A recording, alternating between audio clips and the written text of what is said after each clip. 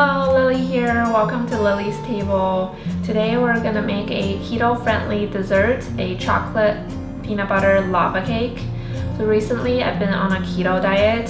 For those of you who are not familiar, it's a diet consisting of 70% or more fat, 25% or so of protein, and 5% of carbohydrates.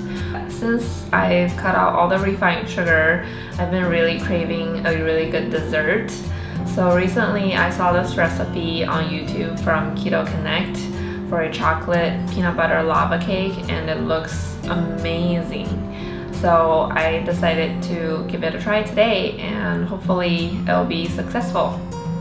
Let's get started. Here are the ingredients you need.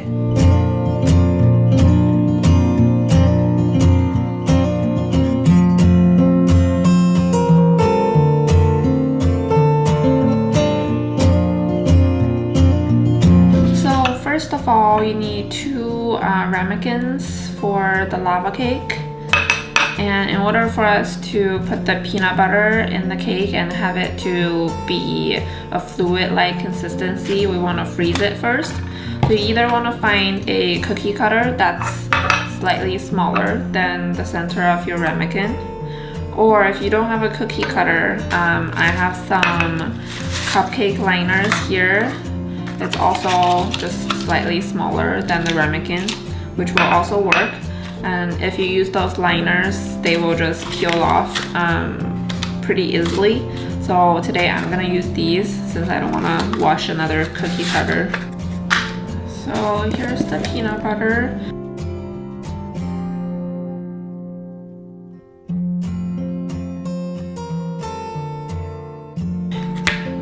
After you put them in the cup, you just want to drop it a few times to make sure they're all on the bottom.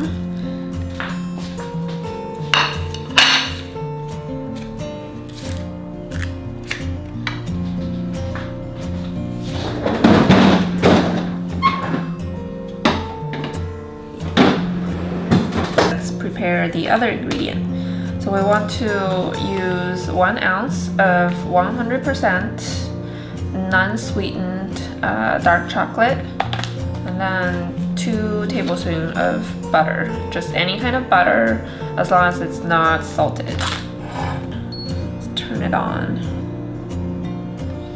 Put my bowl on here and tear it. And now I can measure the chocolate. Alright, so this is 1 ounce exactly. And now we need 2 tablespoons of butter here. If you're using a spoon to measure your butter, make sure your butter is at around room temperature, otherwise it'll be too hard to scoop. Let's see, 1.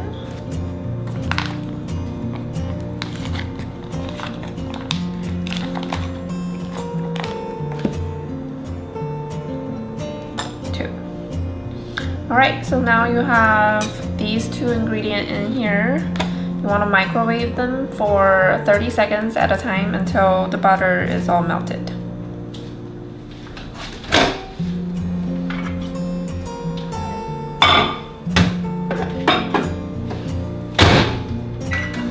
As you can see, the butter is all melted, the chocolate is still kind of hard.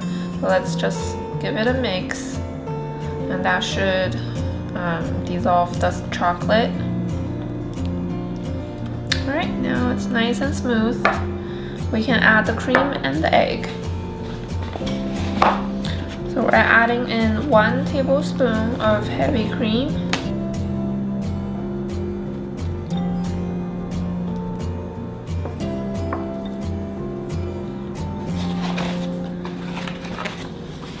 And 1 large egg.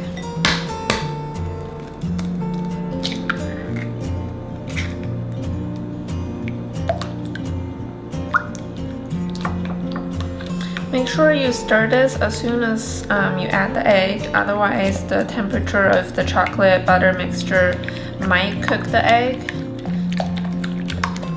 And make sure you add the heavy cream first so that it lowers the temperature of the mixture a little bit before you add the egg. So now we've mixed the wet ingredient, we can set that aside. And let's work on the dry ingredient. So first of all, we need 3 tablespoons of the monk fruit sweetener.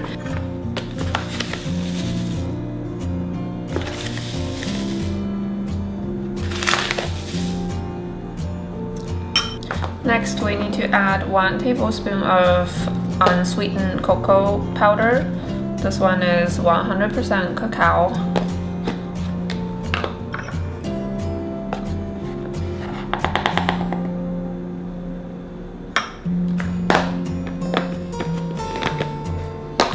Next is coconut flour. So we need 2 teaspoons of this. It's 1 and 2. Last, we need 1/4 teaspoon of the baking powder.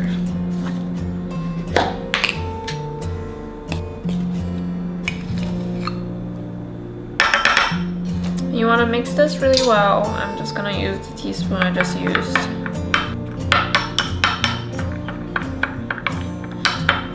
As you can see, the cocoa powder has some lumps in there, which you don't have to worry. We're going to go through a sieve with these so that all the lumps go away. Alright, so now you have all of your dry ingredient mixed and you have your wet ingredient from earlier. And I'm gonna get a sieve and we can add the dry ingredient to the wet ingredient. Let's add half of this first and then mix it before we add the second half.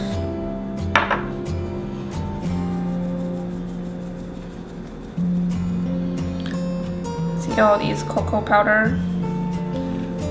They will all go through it.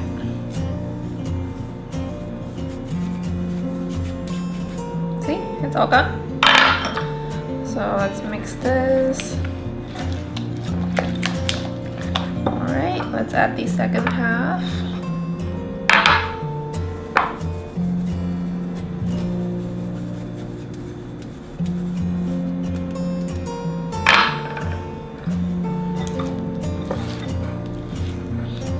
Alright, it looks like the batter is pretty well mixed. If you see a little bit of lump in here, it's because the chocolate that I used, it contains cocoa nibs. So that part is not going to dissolve in the batter. So that's why there's some lumps in here, which I'm okay with.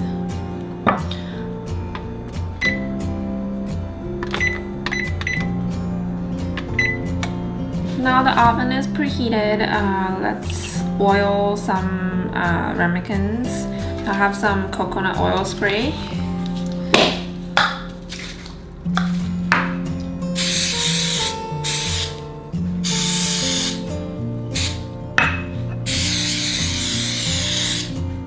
I'm gonna pour a little bit of the coconut flour in there just to prevent sticking.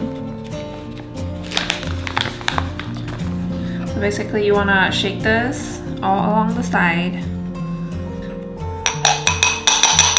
Use the same for the other one. Same thing, you wanna get rid of all the excess.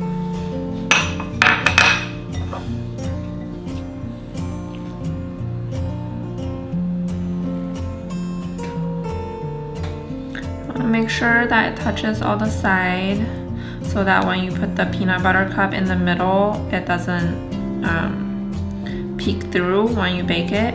Otherwise, the peanut butter will just leak everywhere. Let's check on the peanut butters. They've all hardened.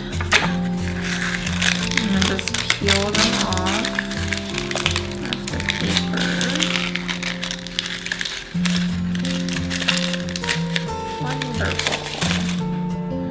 And just put them in the middle. Try to center them as much as you can. Let's do the other one.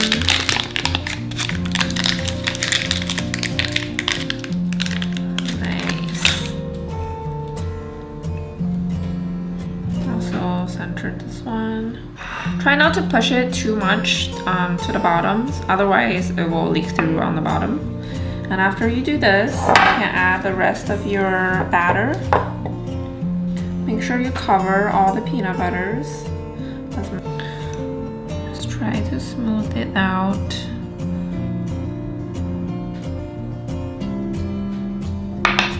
Alright, these look pretty perfect. Let's get a sheet pan, put these on here. Now let's put them in the oven.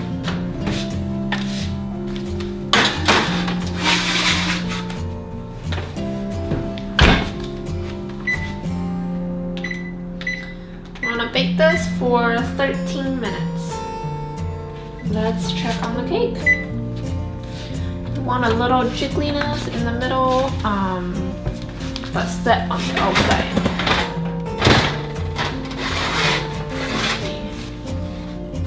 Seems like it's done.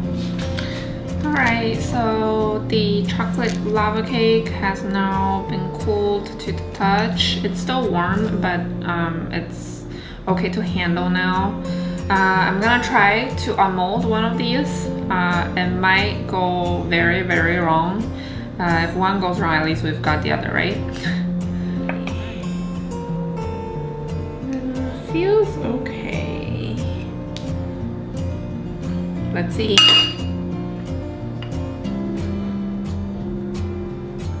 Ta-da! Alright, let's cut this open and see if it will have any lava. Looks like it does.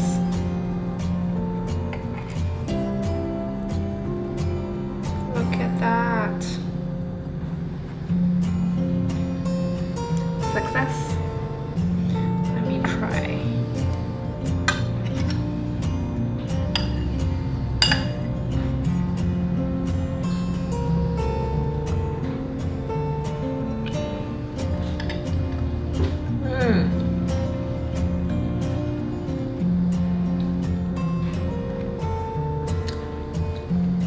Wow. It's super rich and decadent. It doesn't taste like a vegan or gluten-free or any kind of diet dessert. It just tastes like a regular lava cake, if not better. I am super happy. This is a success. If anyone want to try this out, I'll be very delighted. I hope you really enjoyed this recipe as well. It's a very delicious dessert if you love chocolate and peanut butter. Alright, see you next time.